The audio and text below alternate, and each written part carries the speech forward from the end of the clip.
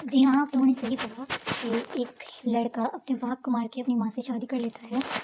और ये कहानी किसने लिखी, कब लिखी, ये सब कुछ आपको मैं बताऊँगी और इसके पीछे के क्या रीज़न्स थे, उसके लिए आपको मेरी वीडियो एंड तक देखना पड़ेगी। अस्सलाम वालेकुम, वेलकम टू माय चैनल। तो स्टार्ट करते हैं स्टोरी कि एक दफ़ा एक ग्रीस यानी यूनान का एक जो बहुत ग्रेट सिटी थी थीब्स, उसके अंदर एक किंग और क्वीन रहते थे। किंग का नाम था लाइस और उसकी क्वीन यानी उसकी जो वाइफ थी उसका नेम था जुकैस्टे। जुकैस्टे जो थी और लाइस जो थे वो बहुत हंसी खुशी अपनी फैमिली बहुत अच्छे से टाइम स्पेंड कर रहे थे कि एक दिन अचानक उनके घर के सामने उनके घर का दरवाज़ा खटकता है और लाइस जाके देखता है तो सामने एक ट्रेसियस होता है जो कि फ्यूचर के बारे में बताता होता है। वो नाबीना होता है लेकिन वो किसी को भी उसका मुस्तकबिल आराम से बता देता है। तो वो ट्रेसियस लाइस को देखकर कहता है कि तुम्हारे घर एक ऐसा लड़का पैदा होगा जो कि तुम्हें मार के तुम्हारी बीवी से शादी करेगा, यानी अपने बाप को मार के अपनी माँ से शादी करेगा। तो और लाइस को इस बात पे बहुत गुस्सा आता है और वो ट्रेसियस को उठाकर घर से बाहर फेंकवा देता है, मार कर पीट कर, और उसको घर से बाहर निकलवा देता है। फिर उसके बाद कुछ सालों बाद वाकई में लाइस के घर एक बच्चा पैदा होता है और जब उसको पता चलता है तो वो अपनी बुरी किस्मत से बचने के लिए अपने जो उसके नौकर होते हैं उनको ऑर्डर देता है कि इसको जो है ना कहीं पे फेंको और उसको उस बच्चे के पाँव को बहुत सख्त लोहे से तारों को बांध दिया जाता है उस बच्चे के पाँव को। और उसके बाद जो उसका नौकर होता है वो उसको मारने की बजाय एक पहाड़ यानी कैथरियन के करीब छोड़ आता है ताकि बच्चा ज़िंदा रहे। तो एक दफ़ा वहाँ पर जो शेफर्ड होता है गडरिया यानी कि वो जा रहा होता है और वहाँ पर रोने की आवाज़ आती है। वो देखता है कि एक दरख्त के साथ एक गोल्डन कलर का एक बॉक्स लटका हुआ है, वो उसमें से बच्चे के रोने की आवाज़ आ रही है। तो अब वो जो शेफर्ड होता है वो जाकर उस बॉक्स को खोलता है और उसके अंदर से एक बहुत ही खूबसूरत बच्चा उसको मिलता है। वो उसको पकड़कर अपने घर ले जाता है और उसके जो पाँव इतने सूजे हुए होते हैं ना, तो उसके पाँव बहुत ज़्यादा सूजे हुए होते हैं उस बच्चे के। तो वो उसको अपने पास रखता है, उसको पालता है, लेकिन उसकी वसाइल की कमी की वजह से वो बच्चे को नहीं पाल सकता है। तो वो उसके करीब की एक जो स्टेट होती है, एक सिटी होती है कोरिंथ, उसके एक वो जो गडरिया होते हैं ना, वो एक और गडरिये को स्पुर्द कर देता है दूसरे शहर के कोरिंथ के गडरिये को स्पुर्द कर देता है। अब वो जो कोरिंथ का गडरिया होता है ना, यानी कि शेफर्ड होता है, वो उसको पता होता है कि जो कोरिंथ है उसकी जो किंग और क्वीन है यानी पोलिबस जो है किंग, उसकी औलाद नहीं है। तो वो जो है वो उसको अपनी वो जो बच्चा होता है ना, शेफर्ड टू जो है वो पोलिबस को जाके वो बच्चा दे देता है। और पोलिबस और उसकी जो वाइफ होती है मीरोप, वो उस बच्चे को बहुत खुशी खुशी पालते हैं, पाल पोस के उसको जवान करते हैं। और इडिपस यही समझता है कि वो पोलिबस किंग का ही बेटा है। एक दफ़ा उसको पता चलता है कि इडिपस एक बार नशे में, शराब के नशे में, बिल्कुल नशे में चूर होकर बैठा होता है। उनके घर पार्टी होती है और जो होता है उसका स्टेप फादर पोलिबस, वो आकर उसको बताता है कि तुम मेरे जो हो ना हकीकी बेटे नहीं हो, लेकिन तुम मेरे बेटे हो, लेकिन तुम मेरे असली बेटे नहीं हो।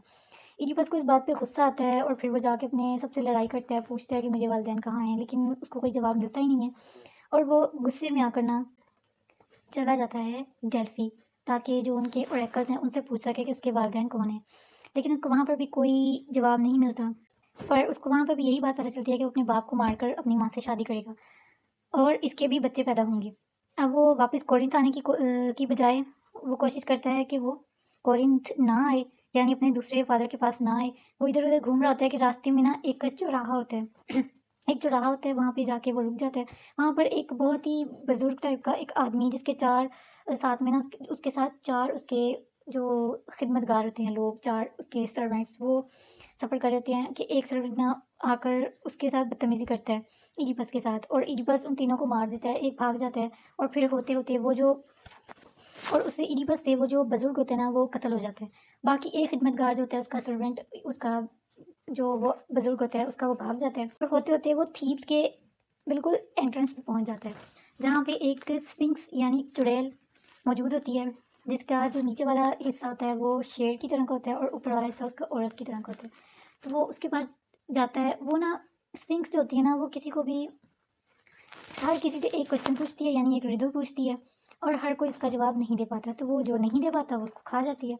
अब इडिपस से भी वो सेम रिडल पूछती है, वो क्या होती है पहेली, उसका जवाब आप मुझे भी कमेंट में बताइएगा कि वो क्या चीज़ है जो सुबह के वक्त 4 टांगों पर, दोपहर में 2 टांगों पर और रात को शाम को 3 टांगों पर चलती है।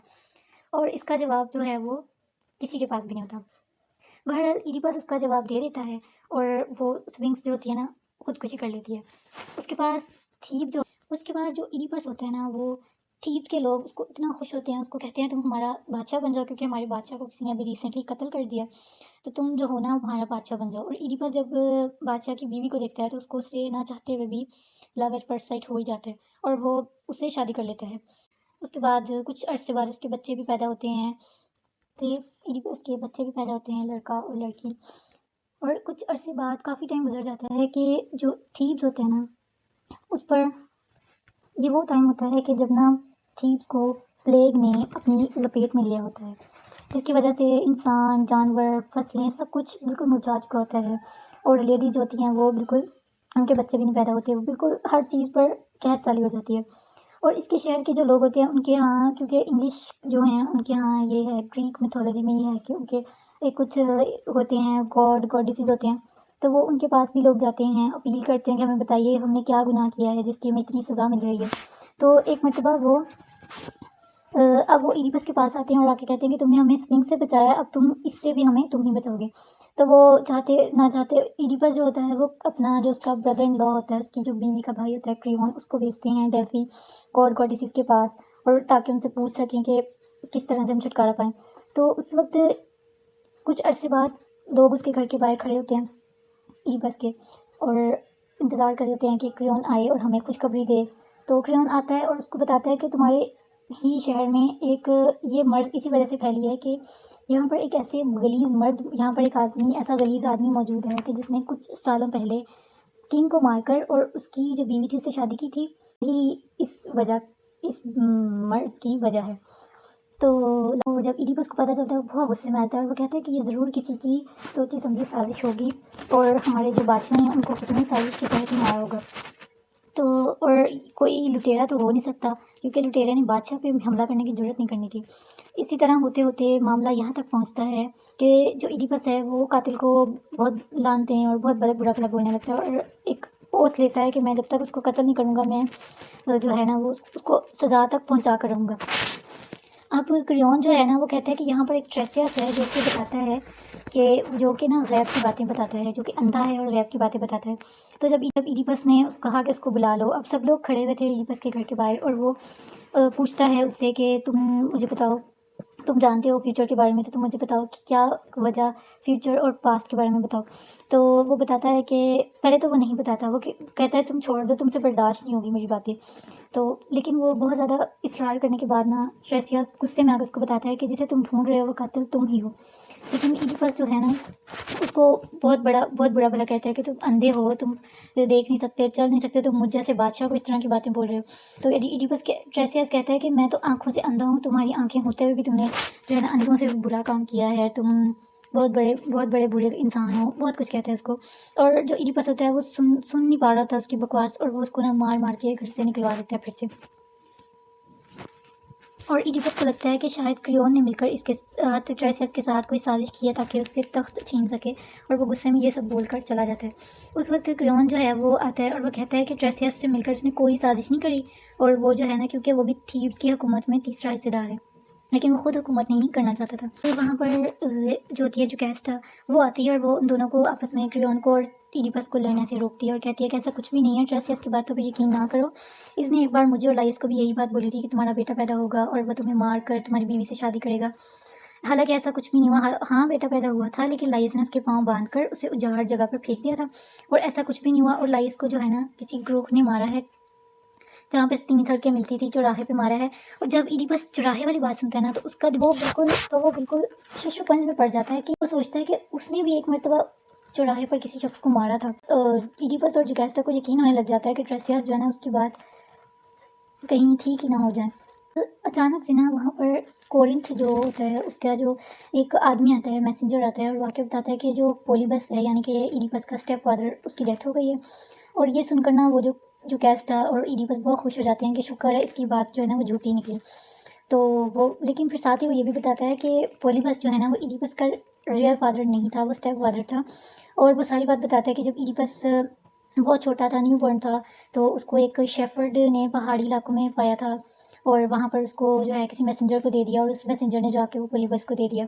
और फिर क्योंकि पोलीबस की कोई औलाद नहीं थी, तो जब वो ये सब सुनता है ना तो इडिपस जो है वो बहुत खौफ़ज़दा हो जाता है और उसे यकीन होने लगता है कि ये जो ट्रेसियस बोल रहा है ना ये सच ही है।